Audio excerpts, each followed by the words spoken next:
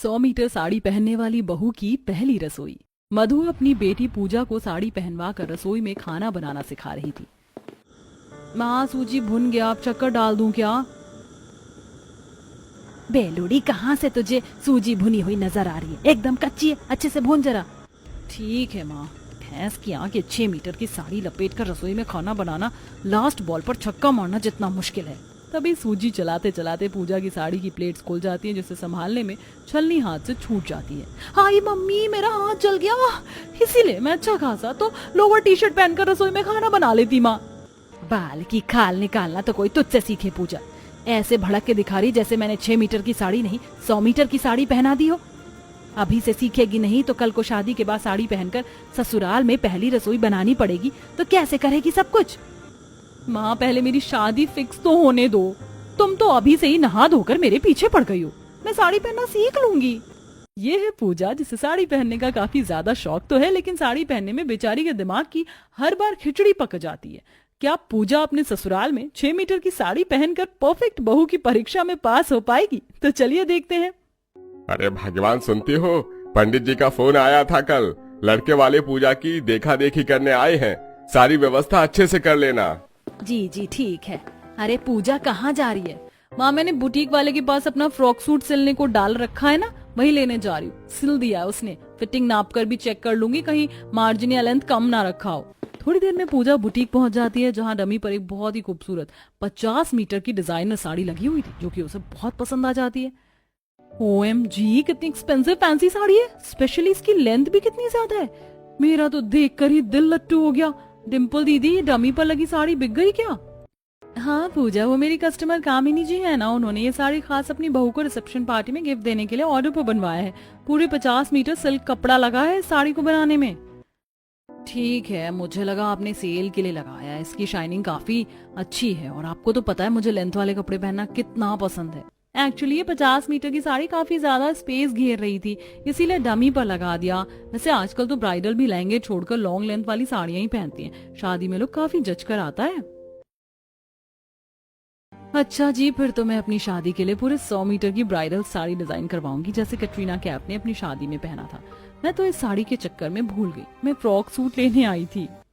हाँ, ये रहा तुम्हारा फ्रॉक सूट, जैसा तुमने कहा था बिल्कुल वैसे ही बनाया है। फिटिंग, लॉन्ग लेंथ और घेरे वाला देख लो। जैसे ही पूजा फ्रॉक सूट को देखती है तो कमी निकालते हुए झगड़ालू मिजाज में कहती है, डिम्पल दीदी, मैंने आपको बाजू पर पफ वाला डिजाइन डालने को बोला था, आपने बनाया ही नहीं। ये प्लेन बाजू बिल्कुल अच्छा नहीं लग रहा। पूजा, तुमने जो कपड़ा दिया था मुझे फ्रॉक सूट बनाने के लिए दिया था, ये काफी खिंचने वाला कपड़ा था, इसलिए पफ वाला ब्लाउज बनाने के लिए कपड़ा नहीं बचा। आपकी सफाई देने से मैं पूरे पैसे नहीं दूंगी। ये पफ वाले डिजाइन के पैसे काट कर ले लीजिए। फ्रॉक सूट लेकर पूजा घर आ जाती है। अगले दिन देखा देखी करके रिश्ता पक्का कर लेते हैं। बहन जी, हमारी तरफ से बात पक्की है, इसलिए हम पूरे तैयारी के साथ आए थे कि लड़की पसंद आ गई तो छेका कर देंगे। बधाई हो मधु बहन जी, आप भी नारियल मिठाई रखकर लड़का छेका कर लीजिए। जी पंडित जी। सुमित्रा पूजा को चुन्नी उड़ाकर हाथ में नारियल, फल, रेवड़ी रखती है। भगवान जी, मेरी सास कितनी कंजूस मक्खी चूस है। ऐसा लग रहा है जैसे 100 रुपए वाली सस्ती चुन्नी डालकर निपटा दिया। सोचा था स्टेटस लगाऊंगी, खाक हो गए सपने। अच्छा समधन जी, अब इजाजत दीजिए। शादी की तिथि निकलते ही शादी का जोड़ा भिजवा देंगे। नमस्ते माँ जी। खुश रहो बहू, जल्दी से तुम बहू बनकर आ जाओ और रसोई संभाल लो। कुछ दिनों में शादी की शॉपिंग शुरू हो जाती है। पूजा, तेरे ससुराल वाले के यहाँ से शादी का लहंगा आ गया, पहनकर फोटो खींचकर भेज दे। पूजा जैसे ही लहंगा पहनकर देखती तो उसे पसंद नहीं आता। माँ, किसी भी एंगल से मुझे ब्राइडल लहंगा नहीं लग रहा है। ना तो इसमें पूरी लेंथ आ रही है, ना घेरे हैं। ब्लाउज भी एकदम सिंपल गोल गले वाले डिजाइन का है। मैं नहीं पहनूंगी। मैं अपनी शादी में 100 मीटर की साड़ी पहनूंगी। 100 मीटर की साड़ी पहनने की ख्वाहिश सुनकर मधु थोड़ा खींचकर बोलती है, अरे 100 मीटर की साड़ी बनती होगी तब तो पहनेगी, बिल्ली के ख्वाब में चिचड़े। माँ, आप मुझे 1 लाख रुपए दे दो, मैं बनवा लूंगी। साड़ी 3-4 साड़ी काफी रहेंगी ससुराल लेके जाने के लिए। पूजा 100 मीटर वाली साड़ी बनाने के लिए पूरी मार्केट छान मार कर काफी लंबी साड़ी और डिजाइनर ब्लाउज बनाती है।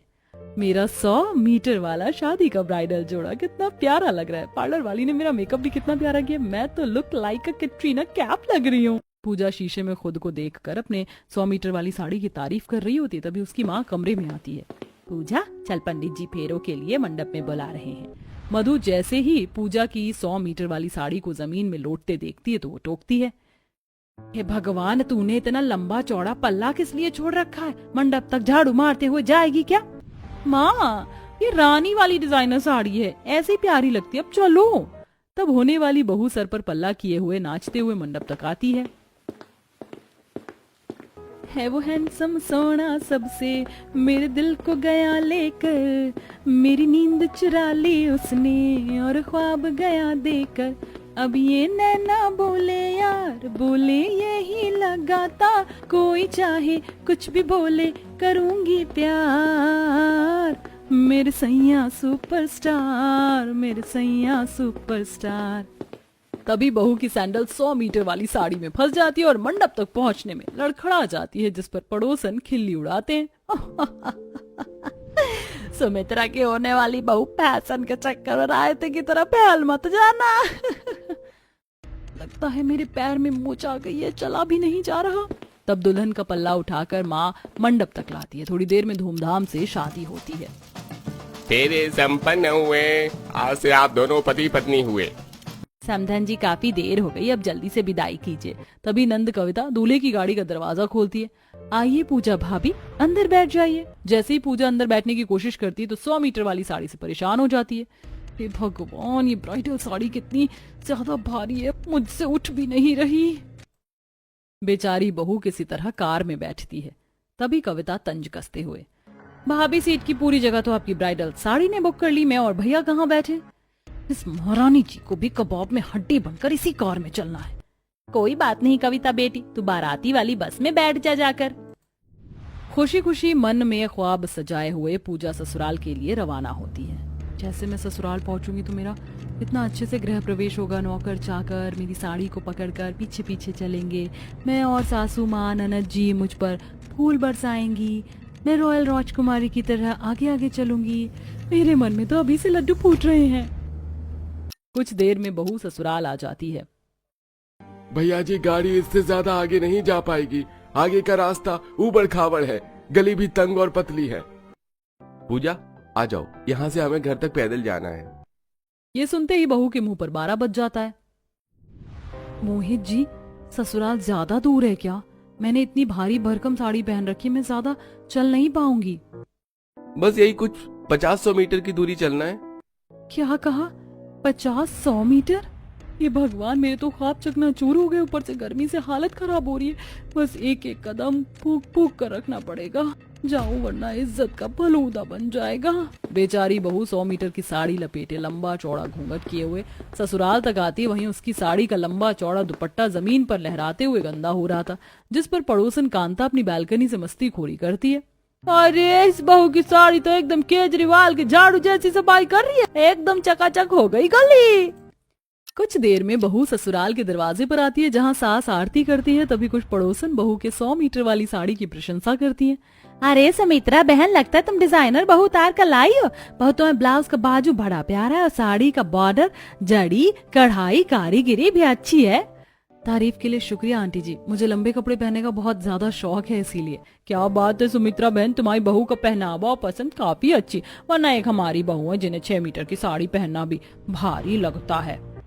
वो तो ठीक है शारदा, मगर ये 100 मीटर की साड़ी लपेट कर सुमित्रा बहन की बहू रसोई पका लेगी ना, यह देखना है। हाँ जी आंटी जी, मैं 100 मीटर की साड़ी पहनकर खाना भी बना लूंगी और खिला भी दूंगी। सास गृह प्रवेश करवाती है। मोहित, बहू का सूटकेस कमरे में रख दे। जी पापा। बहू, तुम्हें भी थकान हो गई होगी, जाकर आराम कर लो, कल पहली रसोई भी करनी है। सब अपने अपने कमरे में आराम करने चले जाते हैं। इसी तरह अगला दिन शुरू होता है। कविता एक डिजाइनर फ्रॉक सूट लेकर कमरे में आती है। गुड मॉर्निंग भाभी, मैंने आपके लिए सिंपल शार अनारकली सूट सिला है, आप पहली रसोई में यही पहनना। पूजा ननद का सिला फ्रॉक सूट ना पसंद कर देती है। कविता, ये फ्रॉक सूट तो काफी छोटा है, मुझे लंबे अर्ज वाले कपड़े ज्यादा पसंद है। मैंने अपनी पहली रसोई के लिए साड़ी बनवा रखी है, वही पहनूंगी। भाभी, मुझे भी दिखाइए अपनी साड़ी, मैं रंग पसंद करने में हेल्प कर दूंगी। पूजा 4-5 सूटकेस खोलकर कविता को साड़ी दिखाने लगती है। भाभी, ये ऑरेंज वाली साड़ी आप पर खूब खिलेगी, तो आप अपनी पहली रसोई में यही पहन लो। जैसे ही कविता सूटकेस में से साड़ी निकालती है तो 100 मीटर लंबी साड़ी देखकर चक्कर खा जाती है। भाभी, ये साड़ी तो आपकी ब्राइडल साड़ी जितनी लंबी है, इसे पहनकर आप कैसे पहली रसोई का खाना बनाओगी? कविता, मुझे 100 मीटर की साड़ी पहनने का काफी ज्यादा शौक है। इसकी प्लेट्स काफी अच्छी आती हैं और पल्लू भी लंबा है और बार बार पल्लू नहीं खिसकेगा। भाभी देख लीजिए, अगर आपको कंफर्टेबल लग रहा है तो जल्दी से रसोई में आ जाइए। तब पूजा अपनी 100 मीटर वाली साड़ी पहनकर खूब अच्छे से रेडी होकर गजरा लगाकर रसोई में आती है। नमस्ते सासू माँ, पहली रसोई में क्या क्या व्यंजन बनाना है बता दीजिए। बहू, स्लैब पर घी, मसाले, मैदा, सूजी, पनीर, मावा, रेवड़ी सब रखवा दिया है। इसमें तुम्हें तीखा मीठा पकवान कर लेना। कढ़ाई पनीर, कचौड़ी, पूरी, पुलाव, शाही टुकड़ा बना लेना और सबसे पहले हलवा बनाकर चूल्हा पूज लो। जी माँ जी। तब सास नंद बावर्ची खाने से बाहर चली जाती हैं।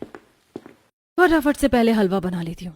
कढ़ाई चढ़ाकर बहू हलवा बनाने लगती है। कुछ देर बाद, ये भगवान, इस 100 मीटर की साड़ी में हलवा बनाने में हालत खराब हो रही है। पता नहीं बाकी खाना कैसे बनाऊंगी। ऐसा करती हूँ, धीमी आंच पर सूजी भूनने को छोड़कर पनीर कट कर लेती हूँ। बहू जैसे ही स्लैब के दूसरे साइड पनीर लेने के लिए जाती है, तभी साड़ी का लंबा पल्लू सैंडल के नीचे आ जाता है और धड़ाम से वो गिर जाती है। मम्मी, हाय मेरी कमर, हड्डी पसली टूटने से बच गई। अरे नहीं बहू, ये कैसी आवाज थी? तुम ठीक तो हो? कुछ नहीं, वो रसोई में चूहा आ गया था। अच्छा ठीक है बहू, फटाफट से खाना बना लो, सबको भूख लगी है। जी सासू माँ, बस थोड़ी देर। ये भगवान, सबके सब जाकर डाइनिंग टेबल पर दही की तरह जमे बैठे हैं। ये नहीं कि बहू का हाथ बटा दे। किलसे हुए स्वभाव से बहू पनीर कट करने लगती है, तभी साड़ी की प्लेट खुलने लगती है। गई भैंस पानी में, मैंने तो इतने अच्छे से पिन ड्रॉप किया था, फिर भी सारी की सारी प्लेट खुल गई। कोई नहीं, सेट कर लेती हूँ। तभी प्लेट सेट करने के चक्कर में कढ़ाई की सूजी जलकर कोयला हो जाती है। ये जलने की बू कहाँ से आ रही है? हाय, मेरा हलवा जल गया। कढ़ाई की जली हालत देखकर बहू की सिट्टी पिट्टी गुल हो जाती है और जली सूजी में वो पानी डाल देती है। अरे पूजा, ये किचन में से जलने की बदबू कैसी आ रही है? मोहित जी, वो पड़ोस के किचन से जलने की स्मेल आ रही है। दाल में कुछ तो काला है, कभी रसोई में से गिरने की आवाज आ रही है और कभी कुछ जलने की बदबू। जाकर देखना ही पड़ेगा कि भाभी कौन सी खिचड़ी पका रही हैं। कविता पानी पीने के बहाने से किचन में आती है और सिंक में जली हुई कढ़ाई पड़ी देखती है। भाभी, आपने मम्मी की फेवरेट नॉन स्टिक कढ़ाई जला डाली। कविता प्लीज मम्मी जी को मत बताना, वरना राई का पहाड़ बन जाएगा। मैं अभी स्कॉच ब्राइट से एकदम चमका दूंगी। भाभी, इसीलिए मैंने आपको कहा था कि आप ये 100 मीटर की साड़ी में पहले रसोई का खाना नहीं बना पाएंगी। अभी टाइम है, बदल लीजिए। कविता, अब तो ये साड़ी गंदी हो गई तो कम से कम इसे अच्छे से वसूल कर लेने दो। वैसे भी ड्राई क्लीन करवाना पड़ेगा। भाभी, आपको समझाना भैंस के आगे ना बीन बजाने के जैसा है। नंद 4 बातें सुनाकर रसोई से चली जाती। वहीं इसी प्रकार फंसते उलझते हुए बहू पहली रसोई में किस्म किस्म का खाना बनाती है। भगवान, ये 100 मीटर की साड़ी पहनकर पहली रसोई करने में मेरी तो रेल बन गई। ये लग गया कढ़ाई पनीर में मक्खन का तड़का। अब खाना परोसने के लिए बिल्कुल तैयार है।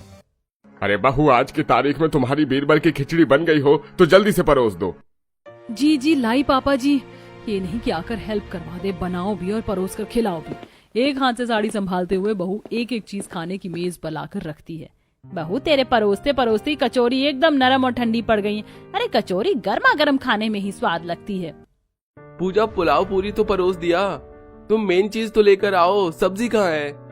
जी बस अभी लाती हूँ मोहित जी। थोड़ा सुंदर लगने के चक्कर में इतने सारे चक्कर काटने पड़ गए। ये 100 मीटर की साड़ी भारी पड़ गई। तभी सब्जी लाते हुए बहू का पूरा शरीर गर्मी से चिपचिप करने लगता है और चक्कर आने से सब्जी का बाउल गिर जाता है। मैंने कितने मनपसंद से कढ़ाई पनीर बनाई थी, सब गिर गई। अब सबको क्या खिलाएंगे? अब तो सासू माँ पक्का मुझ पर राशन पानी लेकर चढ़ेंगी। पनीर बर्बाद हो गया। पूजा के पूरे शरीर से टप टप पसीना निकल रहा होता है, जिस पर सास, बहू तूने सारी पनीर की सब्जी खराब कर दिया। जा जाकर अपनी 100 मीटर की साड़ी पहनकर फोटो खिंचवा। जब तुझे साड़ी नहीं संभल रही थी तो क्या जरूरत है पहनने की? सुमित्रा को गुस्सा करते देखकर पूजा रोने लगती है। मम्मी जी, मैंने तो इतने प्यार से कढ़ाई पनीर बनाया, जानबूझकर धोड़े गिराया, हाथ से स्लिप हो गया। ठीक है, अब रसोई में जाकर वापस से सब्जी बना कर ला। क्या दोबारा से सब्जी बनानी पड़ेगी? मुंह सुजाकर बहू साड़ी संभालते हुए किचन में आकर वापस से सब्जी बनाती है। हे भगवान, आज तो इस किचन में पहली रसोई का खाना बनाते बनाते कचुम्बर निकल गया। दोबारा से सब्जी बनाकर बहू कमरे में जाती है और एसी चालू करके बैठ जाती है। कितनी अच्छी ठंडी ठंडी हवा लग रही है। अब जाकर राहत की सांस आई है। पहली रसोई में इतना कुछ गुजरने के बावजूद भी पूजा 100 मीटर वाली साड़ी पहनना नहीं छोड़ती है। वहीं 100 मीटर की साड़ी धोने के लिए वो ड्राई क्लीन लगवा लेती है। आगा भाई, ये साड़ी है कि पंडाल लगाने की चादर, ये इतनी लंबी। देखो मियां साहब, 100 मीटर की साड़ी है, 2000 रुपया लगेगा धुलाई का। ठीक है ले लेना, पर मेरी साड़ी को ध्यान से धोना, बहुत एक्सपेंसिव है, दाग धब्बे नहीं लगने चाहिए। सारी साड़ी की धुलाई का खर्च 2000 रुपए सुनकर सास का कलेजा मुंह को आ जाता है। बहू, पैसे क्या पेड़ पर उग रहे हैं जो साड़ी बाहर से धुलवाई करवा रही है? घर में वॉशिंग मशीन रखा हुआ है, धो ले। देख लो मियां साहब, 2000 रुपये से 1 रुपया कम नहीं लेगी। मैं बाद में किचकिच न को करना, नहीं तो असमाजी सटक ली। गंगूबाई तुम जाओ, मैं तुम्हें अपनी साड़ी के ड्राई क्लीन के 2000 रुपए दूंगी। सास के समझाने का पूजा के कान पर जूं तक नहीं रेंगता। अब वो डेली अपनी 100 मीटर की साड़ी को 2000 रुपए की ड्राई क्लीनिंग करवाती और 100 मीटर की साड़ी ही पहना करती। ये बनारसी वाली साड़ी कितनी सुंदर लग रही, इसका ब्लाउज भी कितना डिजाइनदार है, इसका कपड़ा भी एकदम मक्खन जितना मुलायम है, इसे ही पहनती हूँ। बहू साड़ी पहनने में कई घंटे लगा देती है। ससुराल वाले नाश्ते की प्रतीक्षा में बैठे थे। माँ, नाश्ते का वेट करते करते मुझे इतना लेट हो गया, 9 बज गया, मैं ऑफिस में ही कर लूंगा। अरे मोहित सुन तो बेटा। गुस्से में मोहित ऑफिस निकल जाता है। उखड़े मिजाज में सुमित्रा कमरे में आती है। बहू, अभी तक तेरी लिपाई पुताई खत्म नहीं हुई, वहाँ मोहित बगैर नाश्ता खाए चला गया। सासू माँ, मैं तो बस आ ही रही थी, इस बनारसी साड़ी का प्लेट ही नहीं बन रहा, इसीलिए देर लग गई। बहू, किसी शादी सगाई में थोड़ी जाना है तो 100 मीटर की साड़ी पहनकर किचन में कदम रखेगी। अगर घर में हल्की साड़ी भी तो पहन सकती है। माँ जी, अभी अभी तो मेरी नई नई शादी हुई है, मैंने खास करके पहनने के लिए तो 100 मीटर की साड़ी सिलवाई थी, वो भी सिलाई का इतना खर्च लगाकर। कपड़े भी इतने महंगे, सूटकेस में पड़े पड़े पुराने डिजाइन के हो जाएंगे। अपनी बहू को 100 मीटर वाली साड़ी के लिए चस्का लगा देखकर सुमित्रा थक कर कमरे में चली जाए। वहीं पूजा सबको दोपहर में नाश्ता करवाती है। माँ जी, पापा जी, कविता, आज मैंने आप सबके लिए कटलेट और सलाद बनाया है। इतना सिंपल खाना देखकर ससुराल वालों का मुंह बन जाता है। बहू, एक तो तुमने सुबह नाश्ता नहीं करवाया, दोपहर में इतना लेट सेट बना कर दे रही हो, उसमें भी भरपेट खाना नहीं खिला रही हो। पापा जी, इतनी तगड़ी गर्मी पड़ रही है, ऐसे में ठंडा ठंडा सलाद सेहत के लिए लाभकारी है, खा लीजिए। रसोई में खाना बनाने से बचने के लिए बहू निपटाने वाला नाश्ता बनाकर कमरे में जाकर अपनी 100 मीटर वाली साड़ी की फोटो खींचने लगती है। देखो तो कितनी प्यारी प्यारी स्नैप आई है मेरी 100 मीटर वाली साड़ी की, और मेरी ब्राइडल वाली साड़ी पर कितने ज्यादा लाइक है। गुड जॉब पूजा, तुम पॉपुलर हो रही हो। दिन पर दिन पूजा की 100 मीटर की साड़ी पहनने का फितूर बढ़ता ही जाता है, जिसके लिए वो और भी साड़ी बनवाती है और ज्यादातर टाइम रील और वीडियो बनाने में लगाती है, जिससे परिवार वालों को टाइम से नाश्ता, लंच, डिनर कुछ भी नहीं मिल पाता है। पूजा, अगर तुम्हारा डिनर बन गया हो तो फटाफट से लाकर दे दो, क्योंकि 10 बजे मेरी ऑफिस की एक ऑनलाइन मीटिंग है जो मुझे अटेंड करनी है। जी जी मोहित जी, बस बन गया, 10 मिनट दीजिए। आज सब्जी का टेक्सचर कितना अच्छा आया, एक वीडियो तो बनती है। #मेरी रसोई। बहू स्लैब के बगल में फोन रखकर वीडियो बनाने लगती है। हेलो माय फ्रेंड्स, आप देख सकते हैं मैं आज अपनी 100 मीटर की सिल्क की साड़ी पहन चुकी हूँ, जो कि मुझे कितना प्यारा लुक दे रही है, और आज मैंने सबके लिए मिक्स वेज बनाया है। सो कमेंट करके बताइए कैसा लगा। तभी सिलेंडर का पाइप लीक करने लगता है और देखते ही देखते आग लग जाती, जिससे बहू की साड़ी के पल्लू में आग लग जाती है। आग! मोहित जी, पापा जी, किचन में आग लग गई। पूरा परिवार डाइनिंग टेबल से दौड़ते हुए किचन में आता है, जहाँ साड़ी के पल्लू से लपटें उठकर जल रही थी। सब आग बुझाने में लगते हैं। मोहित, सिलेंडर की नॉब बंद कर, भाग्यवान खिड़की दरवाजे खोलो। जी पापा। मोहित जान दांव पर लगाकर सिलेंडर को बंद करता है। वहीं समय रहते कविता साड़ी का पल्ला फाड़ कर आग बुझाती है। भाभी, आप ठीक तो हैं? हाँ कविता, मैं ठीक हूँ, पता नहीं आग कैसे लग गई। बहू, आग तेरे करतूत से लगी है। आज तुम्हारे इस शौक की वजह से हम सबको नतीजा भुगतना पड़ा। तुमने क्या ठान ली है कि अपने ससुराल वालों को जेल की चक्की पिसवा कर ही दम लोगी? इतना भी क्या फितूर चढ़ गया तुम्हें? पूजा को अपने 100 मीटर के पहनावे पर हादसे को देखकर बहुत पछतावा होता है। माँ जी, मुझे माफ कर दीजिए, मुझे बिल्कुल अंदाजा नहीं था कि ऐसा कुछ हो जाएगा। आज के बाद मैं 100 मीटर की साड़ी कभी नहीं पहनूंगी। उस दिन से पूजा 100 मीटर की साड़ी पहनना छोड़कर नॉर्मल साड़ी सूट पहनने लग जाती है, जिसकी वजह से रसोई में खाना बनाने का संतुलन भी सही हो जाता है।